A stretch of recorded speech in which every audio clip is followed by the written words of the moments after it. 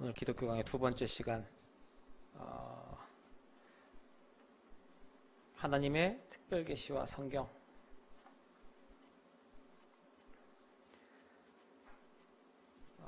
성경에 대하여서 칼빈은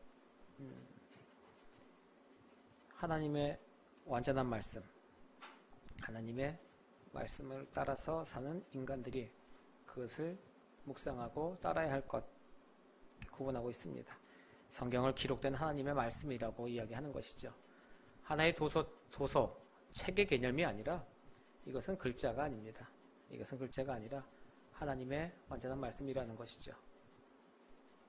성경에는 오류가 없다고 이야기하는 많은 사람들에게 인간적인 생각으로 말하기는 그렇습니다. 정말 성경에 오류가 없느냐? 우리가 다니고 있는 성경책만 이야기해서는 오류가 있죠. 오타고 있을 수 있고 탈자도 있을 수 있습니다. 하지만 이 들고 다니는 성경책이 문제가 아니라 이 근본되는 하나님의 말씀은, 이 말씀에 대한 부분은 저강무하고 전혀 오류가 없다는 것이죠. 타락한 인류는요, 어찌 보면은 일반 계시, 하나님께서 알려주시는 여러 가지 하나님의 방법과 하나님의 그 지식, 또는 모든 피조물들을 자신의 그 눈부신 영광으로 드러내는 그런 모습들만 보고 살아가는 모든 인간들 중에 타락한 사람들, 타락한 인류는요, 이런 일반 계시만 갖고 하나님의 지식에 이를 수가 없습니다. 모든 사람들이 누리고 있는 것이 무엇입니까? 하나님의 은혜로 공기도, 햇빛도, 물도, 믿는 자나 믿지 않는 자나 모두가 누리고 있는 것이 바로 그 일반 은혜입니다. 그 일반 은혜를만 가지고도 하나님의 참지식에 이를 수 없죠. 왜냐하면 그들은 죄로 전적으로 무능해졌기 때문입니다. 그리고 죄로 부패해졌기 때문이죠. 그래서 하나님의 속성과 존재에 대해서 아는 일에 대해서는 어찌 보면은 땅굴을 파고 나다 나오는 그 두더지의 눈과 같다고 이야기할 수 있습니다. 전혀 보이지 않고 멀어져 있기 때문이다라고 이야기를 하고 있습니다. 칼빈은. 그렇기 때문에 구원의 은혜로 우리는 거듭나야 하고, 그 거듭난 사람이 하나님께 감사하는 것이고, 그 구원으로 거듭난 사람이 하나님을 영화롭게 한다는 것입니다. 그러니까 전제가 돼야 되겠죠. 하나님의 그 은혜를 가지고 우리가 깨어서 하나님 앞에 헌신하고 봉사하고 그런 행동을 하기 전에 먼저 하나님의 존재와 하나님에 대한 그런 강력한 임재하심을 알아야 깨닫는 거라고 이야기를 하고 있습니다. 성경은 하나님의 말씀을 하나님이 택하신 그 인간 저자들을 통하여서 적어낸 그런 하나님의 결과물이죠. 기록물이죠. 성경의 원작자는 하나님이십니다. 하나님께서는 자신의 이야기를, 자신의 말씀을 인간에게 그 감동을 주셔서 인간 저자들의 감동시켜서 기록하셨습니다. 이 모든 것들이 우리가 알고 있고 우리가 배웠던 지식적인 부분에서 머물러 있다면은 이것은 하나님의 말씀으로 우리에게 받아들일 수가 없다는 것이죠. 우리가 생각하고 우리가 판단하는 부분에 들어가기 때문입니다. 그러니까 하나님의 말씀이 진정한 하나님의 자기 계시, 하나님께서 자기 계시를 하시는 그 말씀이다. 그리고 하나님은 어떤 외부적인 영향력 때문에 그런 것을 사용하셔서 자신을 드러내는 것이 아니라 그 말씀 그 자체, 자신 자체가 자신의 모습을 드러내고 계신다는 거죠. 그게 성경의 내용이라는 것입니다. 디모데후서 3장 15절부터 17절까지요. 오늘 우리가 읽은 그걸 아니겠습니까? 그 성경은 능히 너로 하여금 그리스도에서 내는 믿음으로 말미암아 구원에 이르는 지혜가 있게 하느니라. 구원에 이르는 지혜가 있게 하는 것은 바로 그 성경이고 하나님의 말씀입니다. 하나님이 타락한 인류에게 그 말씀의 빛을 더하십니다.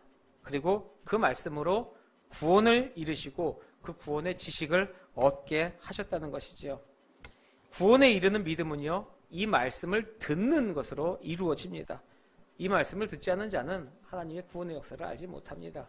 우리가 아무리 하나님의 의로운 말씀을 듣지 않냐고 인간의 생각으로 그것을 판단하고 생각하려 하더라도 그것은 절대 찾을 수 없다는 것이죠. 칼빈 기독교 강요 1권 6장 2절에요. 이런 말씀이 있습니다. 하나님은 항상 자신의 말씀으로 모든 이성적인 주견들을 넘어서는 의심할 바 없는 신앙을 만드셨다라고 얘기하죠. 여기서 주견은 주장되는 의견을 말합니다. 이게 무슨 말입니까? 성경의 가르침은요, 율법과 복음으로 이루어집니다.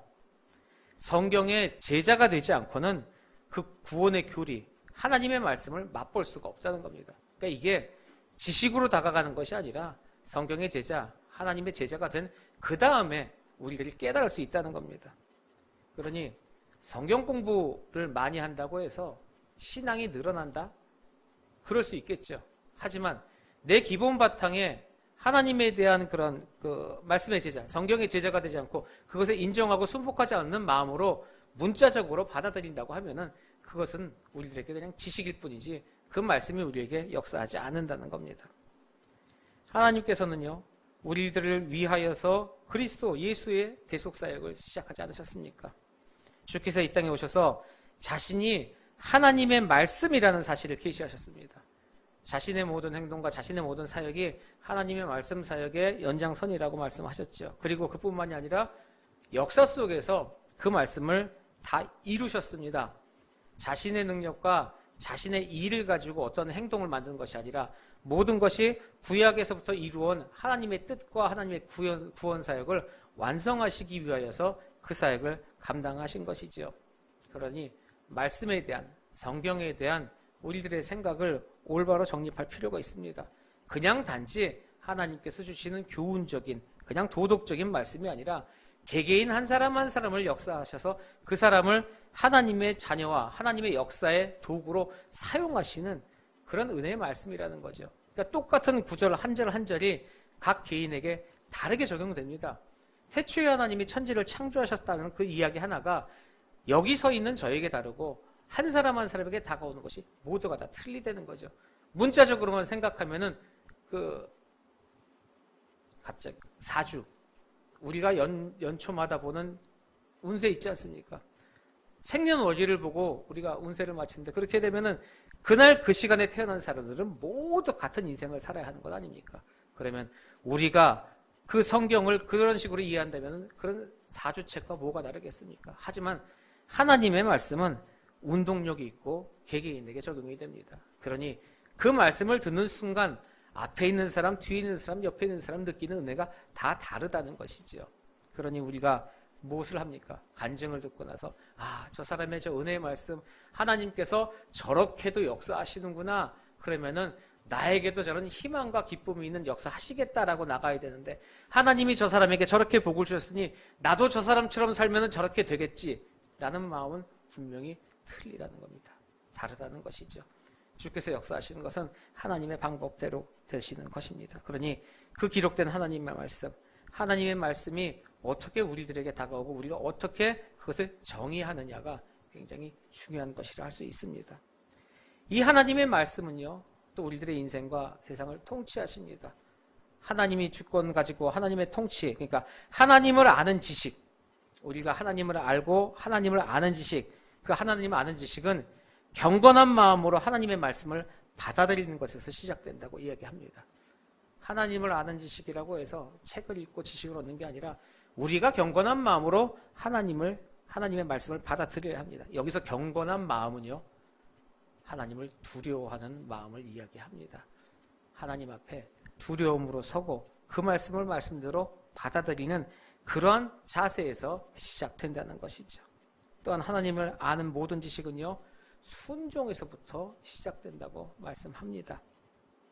성도의 순종이 어디서부터 다가오겠습니까? 우리가 그 앞에 순종하고 하나님 앞에 엎드린다고 하는 것은 그 말씀의 권세 앞에 우리가 눌려서 아무런 힘을 쓸 수가 없어서 정말로 복종의 자세로 그런 순종의 마음으로 나가는 것이겠습니까? 아니겠죠. 하나님의 다스림인 통치가 있지만은 그 통치에 있는 그 사랑의 숨결과 하나님의 인자하심 앞에 우리는 저절로 순종할 수밖에 없다는 겁니다. 그 하나님의 다스림, 그곳에 엎드리려면은 우리들이 어찌 살아야 하겠습니까? 성경 말씀은요, 통치로 말미암아 불가항력적으로 성도들에게 작용한다고 이야기하고 있습니다. 성경은 인생의 책이 아닙니다. 역사의 책도 아니고요. 그것을 이성적인 생각으로 절대로 독해할 수 없습니다. 해석할 수 없어요. 우리들의 생각과 방법으로 해석할 수는 없습니다. 이 성경은 오직 성령의 감화로 인하여서 믿음을 통해서 하나님의 계시를 받아들여야 이것을 해석할 수 있다는 것이죠. 말씀을 들으면서 성령의 그런 언어적 감화, 성령에서 주시는 그 감동 감화에 우리는 엎드려서 그분의 뜻을 알 수 있는 겁니다. 이 성경에 대하여서 칼빈은 이런 세 가지를 이야기합니다. 성경의 이런 작용들, 우리에게 임하는 작용들에 대해서 성경은 첫 번째 안경과 같다고 이야기를 하죠. 안경이 어떻습니까? 보이지 않는 것을 볼 수 있게 하고 또 흐릿한 것을 또렷하게 볼 수 있게 하고요. 현미경과 같은 건 어떻습니까? 우리가 볼 수 있는 아주 작은 것마저도 확실하게 확연하게 육안으로 볼 수 있게 해주는 것을 의미합니다. 현미경이 없으면은 세포라는 것은 발견되지 않았을 거예요. 절대로 알 수가 없었겠죠. 보이지 않으니까요. 성경의 안경이 우리에게 없다면요, 우리는 하나님이 계시다는 것, 또 그분이 살아계시고 역사하신다는 것, 그거 믿지도 못하고 보지도 못합니다. 이렇게 흐릿한 세상을 밝게 보이게 하는 것처럼 이 성경은 우리들에게 하나님을 바라볼 수 있게 하는 그런 안경의 역할을 한다고 이야기합니다. 둘째로 성경은요, 불가해한 미로, 그러니까 풀 수 없는 미로에서 벗어나는 길을 가르쳐준다. 근데 벗어나는 길을 가르쳐주는데요, 어떤 거냐? 말씀으로 된 실과 같다고 얘기합니다. 예전에 헨델과 그레텔을 보면은 얘네들이 가다가 길을 잊어버릴 것 같아서 이렇게 뭐 과자도 놓고 뭐도 놓고 뭐 이렇게 지나간다고 하지 않습니까? 실을 가지고 우리가 그 미로를 벗어나게 하는 그런 길다란 연장된 실과 같다라고 이야기를 합니다. 이 성경의 안내를 따라야지만이 우리가 이 인생길에서 우리 모든 삶 속에서 도대체 해결받을 방법이 없지 않습니까? 이것을 어떻게 지쳐서 나가겠습니까? 불가합니다. 풀지 못합니다. 이런 미로 같은 세상에서 우리를 이끌어주시는 그런 한 발짝 한 발짝 우리들을 이끌어내는 그런 실과 같은 존재라고 이야기를 하죠. 그리고 세 번째요, 성경은 하나님의 자녀들의 특별한 학교라고 이야기를 합니다. 특별한 학교입니다. 모두가 다 진행될 수 있는, 우리 나이가 되면 초등학교를 가고 중학교를 가고 고등학교를 가지요. 그런데 이런 학교 과정 말고 우리 외고나 아니면 뭐 외국인 학교나 여러 가지가 있지 않습니까? 특수한 사람들만 가르쳐서 공부하는 것입니다. 특수학교는 특별한 목적이 있습니다. 공공적으로 많은 사람들이 누릴 수 없고, 누린다는 표현을 하면 좀 뭐하지만은 많은 사람들이 배우는 것이 아닌 특별한 사람들만 모여서 특별한 과정을 공부하는 게 특수학교입니다. 그러면은 우리들은 이 성경을 가지고 하나님의 자녀로서 어떠한 삶을 배우겠습니까?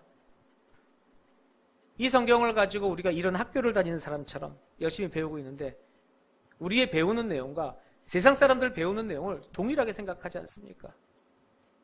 아니, 세상 사람들 다 그러는데 뭐 어떻다고? 네, 저희는 세상 사람들이 아닌 특수학교를 다닙니다. 하나님의 말씀으로, 이 말씀으로 갖고 있는 그 은혜로운 말씀을 가지고 세상을 살아가고 하나님의 영광을 위해서 살아가죠. 일반 사람들의 일상 언어와 일반 사람들의 믿지 않는 자들의 삶을 동일하게 살기 위해서 우리는 이 성경학교에 오는 것이 아닙니다. 오로지 하나님의 말씀과 그분의 생각을 따라가기 위한 특별한 학교, 근데 그것이 성경이랍니다. 그 말씀 안에서 우리는 그걸 배울 수 있다는 것이죠. 다윗은요, 성경을 배우는 그런 즐거움, 자신의 그 성경을 배우는 즐거움을 시편 19편 7절부터 10편까지 이렇게 표현을 합니다. 여호와의 율법은 완전하여 영혼을 소생시키며 여호와의 증거는 확실하여서 우둔한 자를 지혜롭게 하고 여호와의 교훈은 정직하여 마음을 기쁘게 하고 여호와의 계명은 순결하여 눈을 밝게 하는도다. 여호와를 경외하는 도는 정결하고 영혼까지 이르고 여호와의 법은 진실하여 다 의로우니 금 곧 많은 순금보다 더 사모할 것이며 꿀과 송이꿀보다 더 달도다라고 이야기를 한다는 것이죠. 문어체가 고어체고 우리 시대와는 다른 다윗의 시대의 이야기입니다. 이것을 그대로 우리 시대로 갖고 오면요, 마지막에 다 여호와를 경외하고 뭐 이 얘기야 무슨 얘기인지 알겠지만 결국 이것이 뭐라는 얘기냐면은 순금 덩어리 그 많은 금보다 사모해야 할 것이 너희들 돈보다 사모해야 될 게 이거다. 너희들의 경제력보다 사모해야 될 게 이 하나님의 율법이고 하나님의 말씀이다라고 얘기하시는 것이고, 꿀과 송이꿀보다 더 달 것이다. 송이꿀은 꿀보다 훨씬 더 답니다. 이 달달하고 달짝실은 너희들의 즐거움과 쾌락보다도 더 사모해야 될 게 하나님의 말씀이고 이 여호와의 율법인 성경이다라고 이야기를 하고 있는 것이죠. 성경의 권위는요, 그 저자가 하나님이라는 사실에 있다고 칼빈은 강조를 합니다. 가장 강조하는 게 그겁니다. 다른 부수적인 설명에 가기 전에 성경의 저자는 하나님이다 이겁니다. 하늘에서 우리가 정말 성경을 읽으면서 하늘에서 음성이 들리지는 않습니다만 직접 하나님께서 내 머리 위에서 나에게 이야기해 주시는 그 음성 자체를 듣는 것과 같은 것이 성경의 내용이고 성경을 읽는 것이라고 이야기를 하지요. 그리고 우리들에게 성경을 읽으면서 성경을 해석하면서 또 여러 가지 방법에서 주의와 그런 경고를 하고 있습니다. 뭐냐?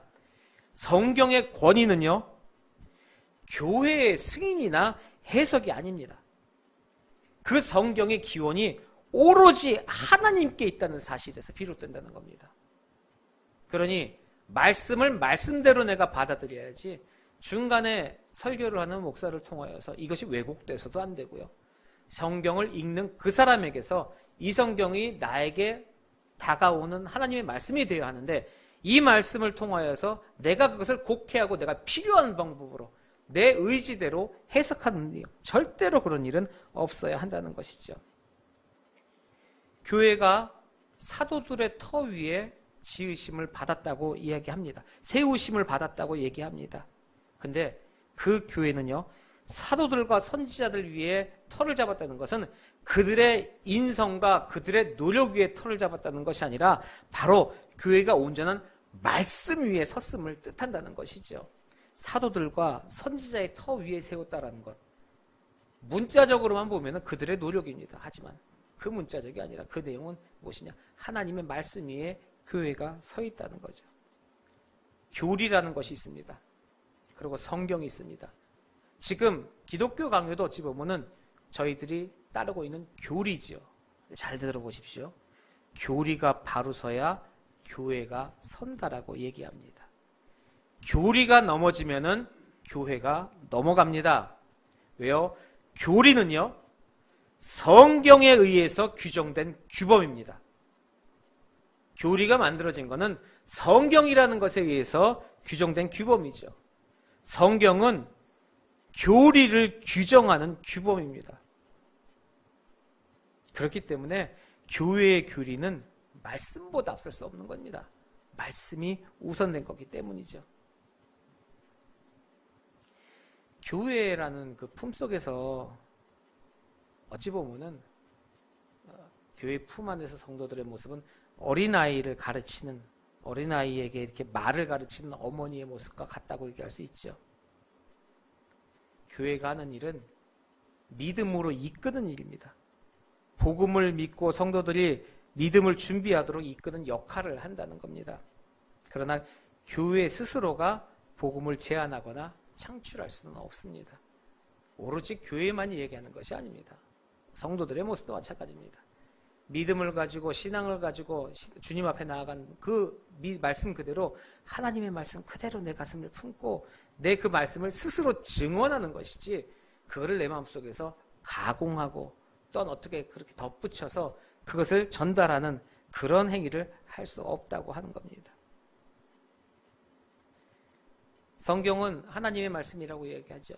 스스로 계신 하나님의 말씀입니다. 그러니 그 성경 내용은 확실한 것인데, 성경의 확실성에 대해서도 칼빈은 오늘 한 가지를 짚고 넘어가고 있습니다. 오직 성경은요, 오직 성령의 내적 증거를 통해서 얻어진다고 합니다. 말씀이 어렵죠? 성령의 내적 증거가 뭐겠습니까? 하나님의 말씀이 성령의 내적 증거를 통해서 얻어진다. 뭡니까? 하나님의 입 그 자체로부터 흘러나온 말씀을 기록한 것이 성경이니까 이 성경은 오직 하나님의 영으로 성경 내용은 오직 하나님의 영으로 겸손해져서 가르칠 만한 독자들만이 성경의 진리를 믿음으로 받아들일 수 있다는 겁니다. 아무나 믿음으로 받아들일 수 없다는 거죠. 오직 하나님의 영으로 겸손해야진, 그래서 가르칠 만한 그러한 상황에 이른 독자들에게 성경의 진리는 믿음으로 받아들일 수 있다고 얘기합니다. 그러니까 성령의 역사로 하나님의 그런 진리의 빛, 그것에 의해서 이렇게 비전이 조명되고 감화된 성도들만 하나님의 말씀을 받아들일 수 있다고 이야기합니다. 하나님의 진리는요, 스스로 존재하는 겁니다. 그것을 누가 입증하고 누가 그것을 증명하고 해서 그 진리가 바로 서는 게 아니라 하나님의 진리는 스스로 존재합니다. 그래서 그 스스로 존재하는 하나님의 진리가 우리들 마음속에 심령에 정말로 단비처럼 내려주시는 그 은혜로 다가온다는 것이죠. 성령의 내적 증거가 있죠. 우리 안에 성령이 들어있다는 내적 증거가 있습니다. 성령의 내적 증거에 대해서는 하나님의 말씀이 확실한 진리라는 것, 그것을 우리에게 인정하게 합니다. 그 성령이 동행하시지 않으면요, 내 마음속에 믿음이 생길 수가 없습니다. 신뢰가 생길 수가 없습니다. 인간의 특성이 뭡니까? 봐야 믿습니다. 아이들 싸울 때 그런 얘기 많이 합니다. 야, 증명해봐. 증명해봐. 내 앞에 보여줘봐. 내가 보여주면 믿을게. 근데 그 애들 싸움이 굉장히 유치한 것 같지만은 걔네들이 정확한 말을 하고 있는 겁니다. 인간은 눈에 봐야 믿습니다. 증명을 해야 됩니다. 앞으로 확실한 모습을 봐야지 깨달죠. 근데 보지 못한 것을 믿는다는 건 어렵습니다. 안 됩니다. 힘듭니다. 그런데 어떻게 우리가 하나님을 믿겠습니까? 하나님의 존재를 어떻게 여러분들은 확실하게 느끼실 수 있습니까? 우리가 주님의 자녀가 되었다는 것, 예수 그리스도의 보혈의 능력으로 우리가 죄사함을 받고 하나님 앞에 거룩한 백성으로 거듭났다는 사실을 어떻게 알고 계시는 겁니까? 아무리 믿으려고 해도 믿을 수가 있겠습니까? 인간의 믿음으로는 믿을 수 없습니다. 성령의 감동 감화가 있어야 가능한 것이죠. 그분이 내 마음을 어루만지시고 나와 동행하시고 내 가슴을 쥐어 뜯으시면서 그분의 사랑을 전달하시고 그분께서 깨우쳐줘야지 우리는 알 수 있다는 겁니다. 육체적으로 절대로 판단할 수 없습니다. 철학적인 논리요, 체험적인 분석 들어가고 공부하고 절대로 알 수 없습니다. 하나님의 말씀, 그것에 대한 진위를 파기 위해서 인간적인 방법으로 해결해 보십시오. 그게 어떻게 가능합니까? 절대로요. 어떤 사람이 인간이 자신의 힘을 다하여서 어떻게 여호와의 도를 1.1핵이라도 한 점의 그런 1핵이라도 증거하고 확실시할 수 있겠습니까? 성령으로 감화된 지식은요, 그러니까 성령에 감동돼서 순종하는 그 지식이라는, 성령에 감동돼서 그 말씀에 순종하는 지식이 하나님의 지식이라고 이야기합니다. 우리들의 생각과 우리들의 마음을 모두 다 제거를 해야겠죠. 성령의 권위는 그 저자가 하나님이시다.